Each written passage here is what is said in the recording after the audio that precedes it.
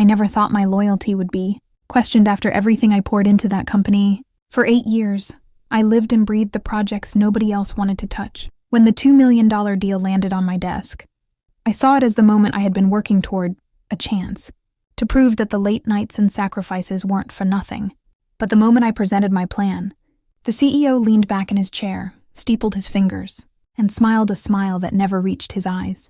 "You've done good work," he said. "But this one won't be yours." My chest tightened. "I don't understand."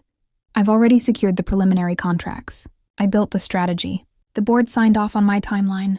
He waved me off like a child asking too many questions. "My son will handle it from here." At first I thought I misheard. His son. The same entitled 20-something who strutted around the office in tailored suits, bragging about vacations and cars he never earned. The one who never finished a single assignment without someone else doing the work for him. "Sir," I managed, keeping my voice steady. "This project is too delicate. The investors trust me. Handing it over now would raise questions." He leaned forward, lowering his voice. "You'll do as I say. Hand over every file, every note, every detail. By tomorrow morning." I left his office with my pulse hammering in my ears. It wasn't just about losing a project. It was about watching my entire career vanish in one demand.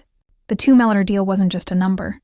It was my proof, my shield, the culmination of years of climbing out of obscurity. If I let it slip into his son's hands, I'd be erased from my own story.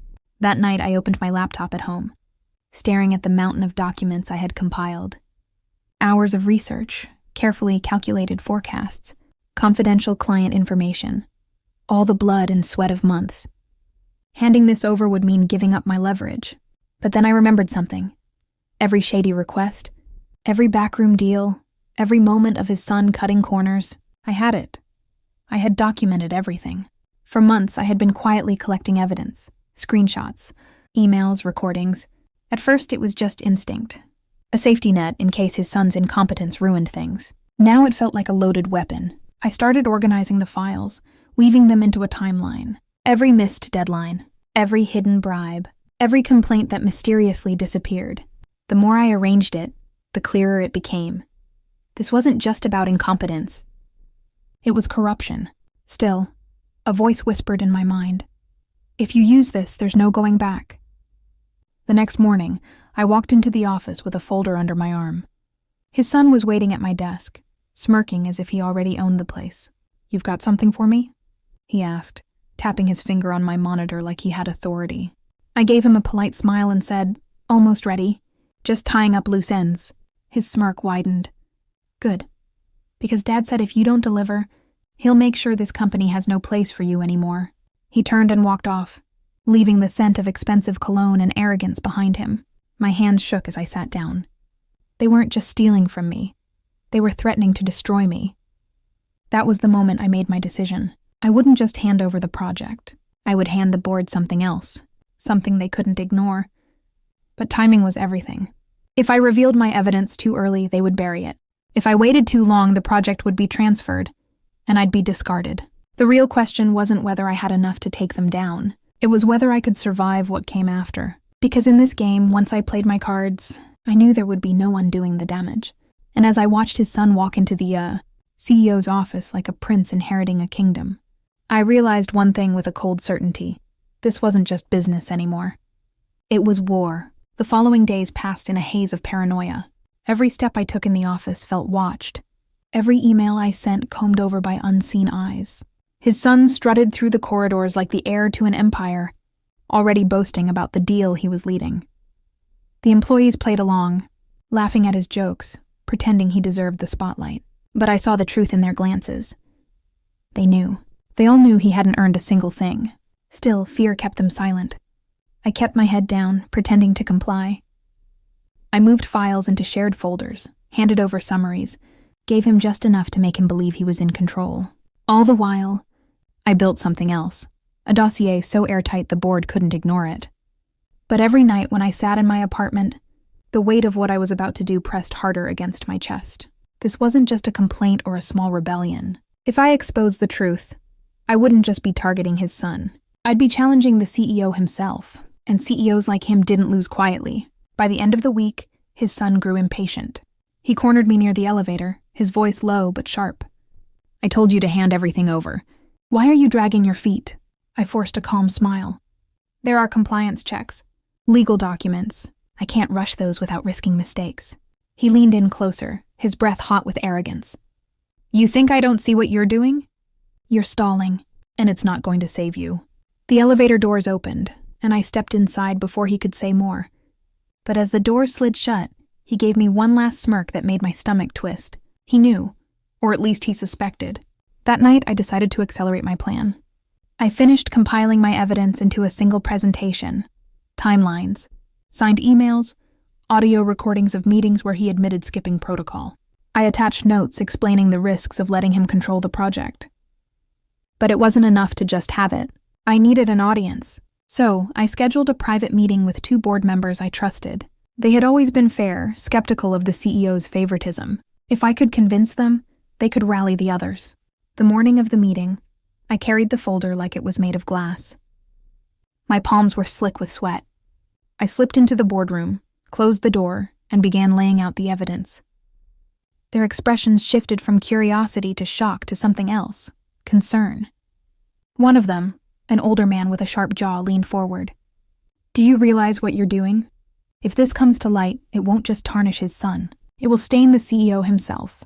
That kind of move has consequences." "I know," I said quietly. "But what's the alternative?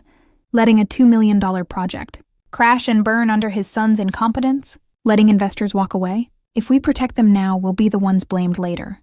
The second board member, a woman with calculating eyes, tapped her finger on the table. "If this is true, then the board must see it. But we'll need to act carefully. One wrong step and you'll be out before you can even speak." I nodded, my throat dry. This was the validation I needed. But as I packed up my folder, a chill crept over me. Because when I stepped out of the boardroom, I saw him standing down the hall, the CEO's son, watching. He tilted his head slightly, as though he already knew what had transpired inside. His lips curved into that same smug smile he wore when he threatened me before. And in that moment, I realized the danger had just multiplied. Because if he suspected what I was preparing, he wouldn't wait for me to make my move. He would strike first. The tension in the office thickened like smoke. From the moment I saw him outside that boardroom, I knew he wouldn't stay idle. His smugness wasn't just arrogance, it was confidence. The kind that came from knowing he had his father's protection. The next morning, whispers floated across the office floor. At first, they were small, harmless comments. But by midday, I could feel the shift in the air. Eyes lingered on me too long. Conversations stopped when I entered the room. By the afternoon, someone had already left a file on my desk with a single sheet inside. Compliance audit scheduled. It wasn't random. It was a warning. I flipped through the papers and felt my pulse quicken. Someone had flagged my work for irregularities. The dates? The signatures. They were my documents. But I hadn't touched them. Someone had altered them. And I didn't need to guess who. He was trying to frame me. When I looked up, I caught sight of him across the floor, leaning casually against a desk while he whispered something to one of the managers. He turned just enough to meet my eyes, and in that split second, I knew the game had already started. That evening, I stayed long after everyone else had left. The office was silent except for the hum of the lights. I searched through every shared folder, every archive, desperate to find proof of tampering. At last, in one of the system's audit logs, I saw it, entries under my name, but logged at hours I wasn't even in the building. A setup. I copied the logs, secured them in my private folder, and encrypted them. But I knew it wouldn't be enough. Evidence didn't matter if the people in power didn't want to see it. The next day, the CEO summoned me. His office loomed at the top floor. All glass walls and expensive art designed to remind you of your place. He didn't ask me to sit. He simply slid a document across the desk. "These came across my desk this morning," he said flatly. "Inconsistencies. Care to explain?" My throat tightened. "Sir, those documents were altered." "They're not mine." His jaw twitched. "So you're suggesting someone else did this?" "Yes," I said, forcing my voice steady. "And you know who. Your son has been—" "Careful!" His voice cracked like a whip. He leaned forward, his eyes sharp as glass. "Watch your words. You've been a loyal worker. And I'd hate for you to throw it all away on accusations." It wasn't a warning. It was a threat. He was telling me to keep silent or be destroyed. I left his office with my stomach in knots. They weren't just playing defense anymore. They were preparing to eliminate me before I could make a move. That night, as I sat at my desk, I drafted a new plan. I couldn't rely on quiet whispers or private meetings. I needed to go bigger, louder, something they couldn't bury under false accusations. So I started preparing for the board meeting itself, the one place the CEO couldn't control as easily. But before I could finish my preparations, something happened that made my blood run cold. As I walked to my car in the underground garage, I noticed a folded piece of paper tucked under my windshield wiper. I pulled it free, unfolded it, and froze. Inside, written in sharp, deliberate strokes, were just 4 words. "We know, stop now." My heart pounded as I looked around the dimly lit garage. It was empty, silent, but I couldn't shake the feeling that someone was watching. I slid into my car, locked the doors, and gripped the wheel until my knuckles turned white. This wasn't just corporate sabotage anymore. This was a warning shot. And if I didn't play this next move perfectly, I knew the next shot might not be a warning at all. Sleep became a stranger. Every time I closed my eyes, I saw that note. "We know, stop now." The handwriting replayed in my mind like a scar etched into my thoughts. It wasn't just a threat. It was a promise. And promises from people like them were never empty. I stopped parking in the underground garage. I started walking with my phone camera on, subtly recording when I left the building. The paranoia grew with every passing day, but paranoia was safer than ignorance. At the office, the son ramped up his performance. He strutted into meetings with charts he barely understood, quoting numbers I knew he had copied straight from my work. He spoke over me, corrected me in front of others, all with that smirk carved into his face. The worst part wasn't that he was stealing. The worst part was that everyone saw it and no one dared to speak. But I wasn't idle. Each slight, each moment I recorded and cataloged. I refined my dossier until it wasn't just a collection of files anymore. It was a story. A damning story of corruption, favoritism, and incompetence. One that ended with a warning. The two-motor project would collapse if placed in his hands. Still, the threats lingered. Late one evening, while walking home, I felt footsteps behind me. Quick, deliberate. My heart thundered. I turned a corner sharply, ducked into a lit cafe, and pressed myself against the glass window. Through the reflection, I saw him, not the CEO's son. Someone else, broad-shouldered, dressed too neatly to be casual. He walked past, scanning the street, then disappeared into the crowd. Coincidence? Maybe, but deep down I knew better. The following morning, an email landed in my inbox from compliance. Subject line: "Urgent, final warning." The body contained a single sentence: "Failure to cooperate will result in termination." Attached was a file accusing me of withholding data from the project. My stomach twisted as I read it. The timing was perfect. Too perfect. The sun was moving faster than I anticipated. He wasn't just trying to discredit me. He was building the case for my removal. I stared at the blinking cursor in the reply box, then closed the email without responding. Fighting him on his terms would be suicide. I needed to stay the course. The board meeting was my battlefield, and I had one shot to win. That night, I rehearsed. I spoke to the empty walls of my apartment, timing every word, refining every slide. The evidence had to hit like a hammer. Clear, undeniable, impossible to spin. The stakes were no longer just the project. If I failed, I'd be ruined, blacklisted from the industry, perhaps even worse. By the time dawn broke, my decision was set. I would go through with it, but as I walked into the office that morning, a chill rippled through me. My desk was different. My drawer was unlocked, papers slightly shifted. Someone had been there. I opened my laptop and froze. The presentation I had crafted, the one containing every piece of evidence, was gone. The folder was empty. I frantically searched backups, cloud storage, hidden drives. Everything had been wiped. Someone had reached into my most secure files and taken them. My blood ran cold. I wasn't just fighting against arrogance anymore. I was fighting against power that reached everywhere. Power that could erase my proof as easily as deleting a file. But they hadn't erased me, not yet. And what they didn't know was that I had one last backup, one they couldn't touch. A printed copy, locked away where only I knew. As I sat there staring at the empty screen, I realized the truth. They were tightening the noose, but they hadn't realized I had already prepared the blade. The question was, could I swing it before they pulled the rope tight? The morning the board meeting was announced, the entire building buzzed with anticipation. People whispered in corners, managers rushed through hallways, and secretaries clutched folders like shields. Something about this meeting felt heavier, sharper, like everyone knew a storm was about to hit. I kept my face calm, my steps steady, but inside the fire burned hotter than ever. They thought they had erased my evidence, scrubbed it clean like a chalkboard. They didn't know I had carved every damning detail into stone. The printed dossier sat hidden in a locked drawer at home, waiting for its moment. Still, fear gnawed at me. If they knew I had physical copies, they wouldn't stop at erasing files. They'd come for me. And from the look in the CEO's son's eyes every time he passed my desk, I knew he was already hunting for my weakness. 2 days before the meeting, I received another note. This time it was slipped into my laptop case. Just 3 words, last chance, quit. My hands shook as I read it. I couldn't tell if it was meant to scare me, or if it was a promise of what was coming if I didn't obey. Either way, it only steeled my resolve. Quitting wasn't survival, it was surrender. And surrender meant letting him own my work, my career, my life. So I doubled down. Each night I refined the printed evidence, highlighting key points, making it impossible to ignore. I rehearsed my delivery until my throat was raw. I imagined their faces when I revealed the truth. Imagined the cracks forming in their polished confidence. But the son wasn't finished with me yet. The day before the meeting, he appeared at my desk with that infuriating smirk plastered across his face. "Big day tomorrow," he said lightly, spinning my pen between his fingers like it belonged to him.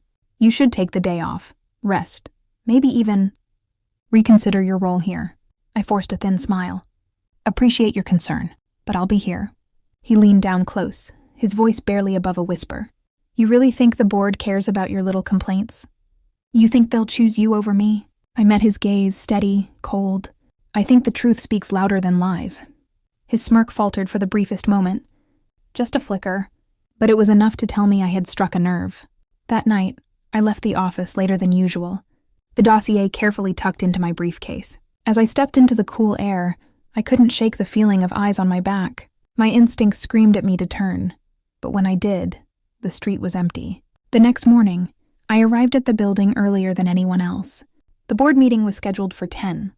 I had 3 hours to make sure nothing could go wrong. I slipped into the conference room, tested the projector, checked the slides I had rebuilt from scratch.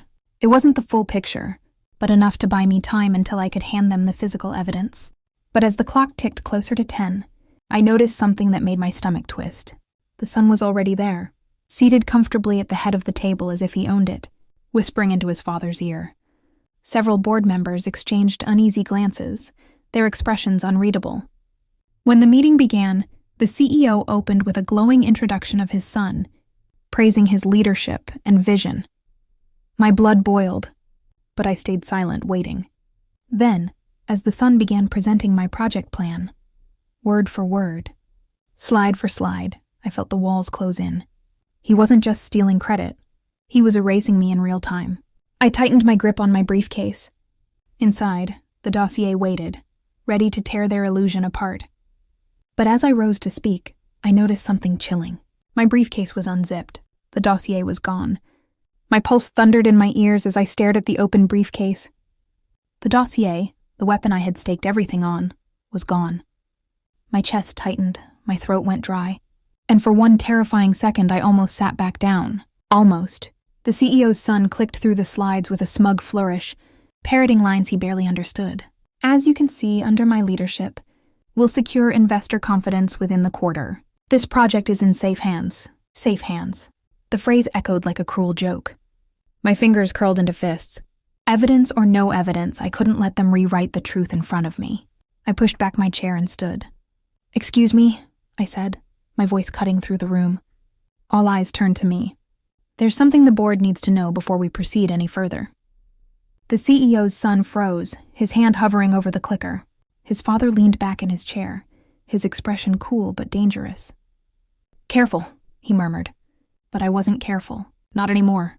I walked to the front of the room, my footsteps echoing. "What you've just heard," I said, gesturing toward the screen, "is not his work. It's mine. Every forecast, every chart, every deal, months of research I led, not him." Gasps rippled through the board members. Some leaned forward. Others exchanged glances. The CEO's jaw tightened, but he stayed silent. The son laughed, the sound brittle. "Are you serious? You're claiming this is your work? Where's your proof?" My heart hammered. Proof. They'd stolen my proof. But I still had one thing they couldn't erase. "Check the system logs," I said firmly. Every file, every draft is timestamped under my account.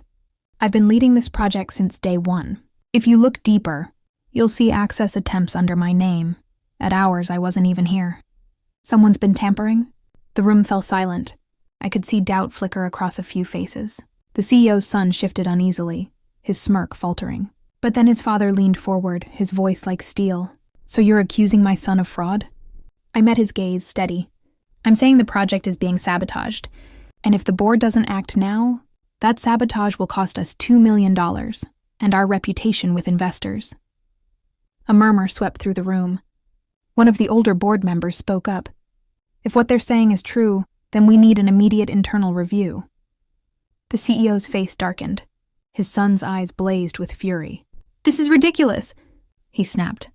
She's just bitter because she was cut out. You expect us to believe her word over mine? I swallowed hard, forcing myself not to flinch. My word versus theirs, that's how they wanted to frame it. But I had one last card to play. Slowly, I reached into my jacket pocket and pulled out my phone. Believe me. No, believe this. I tapped the screen and a recording filled the room.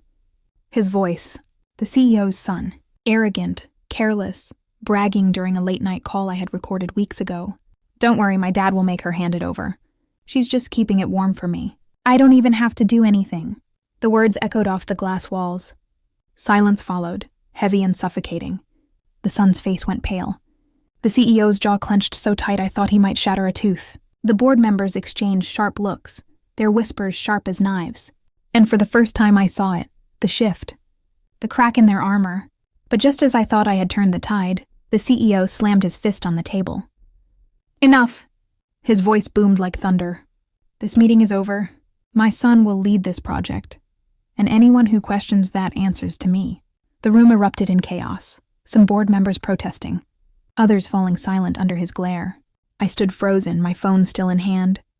As I realized the truth, the evidence had shaken them, but his power was still absolute, and if I stopped here I would lose. So I took a deep breath, steadied my voice, and said the words that made the entire room fall silent again.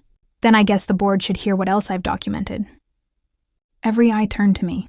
The CEO's son's face drained of color. His father's eyes narrowed, sharp and deadly, and in that instant, I knew I had crossed a line I could never come back from.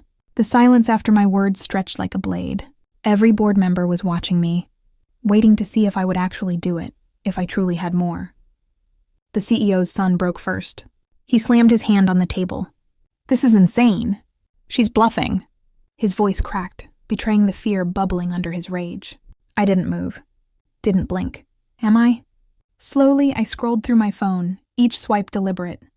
I've been documenting every irregularity for months. Every bribe disguised as a gift. Every time compliance complaints mysteriously vanished. Every time deadlines were ignored and someone else was blamed. And I can prove all of it. Gasps rippled across the table. Some of the board members leaned forward. Others sat back with pale faces. The CEO's jaw worked furiously as he struggled to keep control. You're poisoning this room with lies, he hissed. You think you can walk in, here, and tear down everything I've built with cheap tricks and half-truths? I met his stare, my voice steady. I don't think, I know. The son laughed, but it was hollow now. Fine, show them. Show them this so-called proof. Let's see how long your career lasts when they realize you're just desperate. I smiled faintly. You think I brought all of it here? I shook my head. The full dossier is already in the hands of someone outside this building. If anything happens to me, or if this board ignores it, it will go public. The room froze. It wasn't true, not yet. The only copy left was hidden in my apartment, tucked in a safe place. But they didn't know that. And in this war, perception was power. The CEO leaned back, his eyes narrow slits. He knew I was cornering him, but he wasn't finished yet. Enough, he snapped. We're done here. The board will vote, and my son will lead this project. But before he could move to close the meeting, one of the older board members, the one I had spoken to in private, cleared his throat. His voice was calm but sharp. Not until we've seen the evidence. If what's being claimed is true, ignoring it could put the entire company at risk. Murmurs rose. Another board member nodded in agreement. A third leaned forward, eyes locked on me. We need to see it. All of it. The son's face twisted in panic. He looked at his father, then back at me. She's lying. She's blackmailing us. But I could see it now, the shift. The cracks were widening. The board wasn't blind anymore. The CEO's calm facade slipped. He rose slowly, towering over the table. "You're making a mistake," he said to the board, his voice low, dangerous. "You're letting one bitter employee manipulate you." Then his gaze turned to me, dark and sharp as a blade. "And you don't know what you've started. Do you think you can destroy me? Do you have any idea what I'm capable of?" Every instinct in me screamed to sit down, to stop pushing. But fear was a luxury I couldn't afford, so I looked him straight in the eye and said, "Yes, and that's why I kept every receipt." The boardroom erupted in overlapping voices, some demanding immediate evidence, others warning caution. The CEO tried to shout them down, but the tide was turning and he could feel it. Still, one thought pulsed in my head like a drumbeat. This wasn't over. Not yet. The son was cornered, the father enraged, but cornered animals were always the most dangerous. And as I stood in that boardroom, the chaos swirling around me, I realized something chilling. I hadn't won yet. I had only lit the fuse. And when the explosion came, none of us would leave unscathed. The chaos in the boardroom swelled until voices were colliding like crashing waves. Some demanded proof. Others begged for silence. But all eyes kept darting back to me, waiting, measuring, deciding if I was bluffing or if I truly held the match that could burn everything. The CEO slammed his palm flat against the polished table, silencing the room. "Enough!" His voice thundered, pulling everyone's attention back to him. His presence was still commanding, still dangerous, but beneath it I could sense desperation gnawing at his edges. He turned to the board. "You've seen her tactics, paranoia, threats, half-truths. You let this continue, and you will destroy this company from the inside. She doesn't care about the project or the business. She wants revenge." A ripple of uncertainty moved through the board members. Some nodded slightly. Others looked away, troubled. The son leaned forward, seizing the moment. "My father is right. She's bitter, jealous. She couldn't handle the responsibility. So she invented this fantasy to protect her ego. Do you really think she of all people, could outmaneuver us?" He smirked. "Look at her. She's bluffing. I guarantee she has nothing." I let the silence stretch, let his arrogance hang in the air like the stench of rot. Then without a word I tapped my phone. The projector on the wall lit up, and suddenly the room wasn't filled with arguments. It was filled with his voice. "I don't care how you do it." The son's voice crackled through the speakers. "I don't care what you cut or who you screw over. Just make it happen. My name is going on that project. She's finished. Understand?" The room went dead. Board members froze, their faces pale, their eyes wide.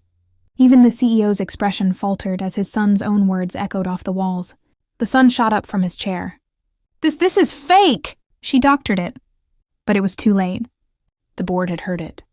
They couldn't unhear it, and I wasn't finished. Swipe, another recording. This time the CEO's voice, smooth, cold, commanding. "If the board ever questions it, bury the paperwork. You'll have my approval. The less she knows, the better. When the time comes, she'll be easy to push out." The silence that followed was suffocating. The CEO's mask was gone now, stripped bare by his own voice. His power, his aura of control, was crumbling right in front of them. One of the board members spoke softly, almost whispering. "My God." Another cleared his throat. "We can't ignore this." The CEO's face twisted. His voice dropped to a venomous hiss. "You think you've won? You think this ends here?" His eyes burned into mine. "I built this company. I put every one of you in those chairs. You can't turn on me." But the oldest board member, the one who had watched me closely from the beginning, rose slowly. His gaze was steady, unwavering. "Watch us." In that moment, I knew. The board was no longer his. The CEO roared in rage, knocking his chair backward. His son reached for him, but the board members' voices drowned them out, demanding an emergency vote, calling legal counsel, insisting on immediate suspension. The father and son shouted, pleaded, threatened, but their words were swallowed in the rising tide of authority that no longer belonged to them. And me? I stood silently, my heart pounding, my hands trembling under the table. Because I knew this wasn't just a victory. It was a reckoning. The vote was unanimous. Both father and son were stripped of power, pending investigation. Security was called to escort them out. As they passed me, the son glared with pure venom. "This isn't over," he spat. The CEO stopped beside me, his voice low, almost calm. You'll regret this, he whispered. Mark my words. You don't destroy men like me without consequences. I met his gaze. For the first time, I wasn't afraid. Maybe, I said softly. But you don't destroy people like me without underestimating the cost. He was let out, his legacy collapsing behind him like a rotten empire turned to ash. When the door shut, the boardroom was quiet again. But it wasn't the suffocating silence from before. It was the silence of a storm that had passed, leaving behind a new landscape. I had risked everything, my job, my reputation, my safety, but the truth had survived. And as I gathered my things, I realized the real battle wasn't in proving them guilty. It was in surviving long enough to reveal it. I walked out of that building not as the woman they tried to erase, but as the woman who made sure their secrets would never stay buried. And for the first time in a long time, I felt free. This is Karma Unfolded, where every secret finds its reckoning. Don't forget to subscribe.